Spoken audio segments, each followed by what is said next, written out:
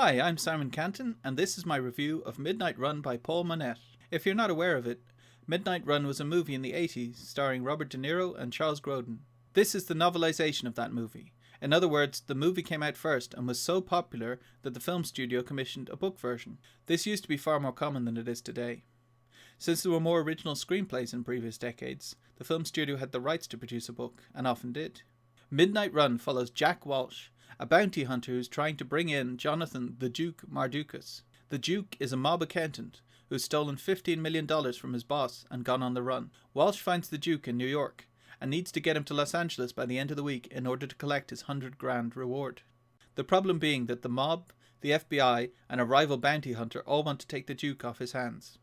Needless to say, this book is filled with action. Walsh and the Duke bounce from problem to problem on their way across the United States. There's actually a little too much action. The book doesn't let up for a moment for you to catch your breath. A movie is short enough that a roller coaster can work.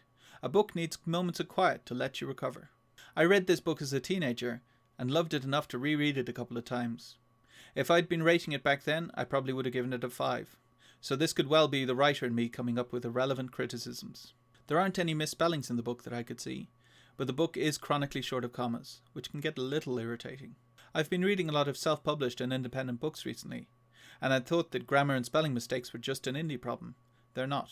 The last 2 traditionally published books I've read have been rife with errors. Which brings up the question, if I wasn't reading this as a writer, but as a reader, which I pretty much was when I was younger, would I even care?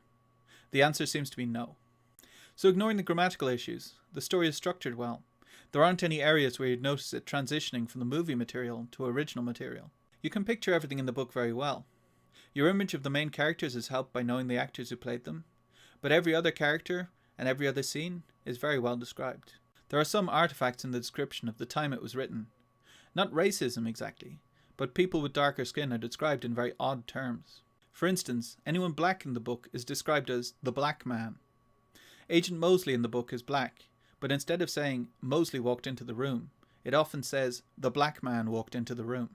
Similarly, when 3 Native Americans walk into a store, it becomes the chief and his 2 braves walked into the store.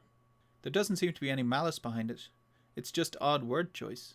The only other thing I'd mention is that there seem to be too many metaphors and similes. Everything is like something else, which leaves the text very cluttered. Overall, I liked this book. My main problem with it was that it dragged because of non-stop action and overuse of similes and metaphors. I give this book 3 out of 5 stars, which is a 4 out of 5 on Amazon, meaning that I liked it. Thanks for watching.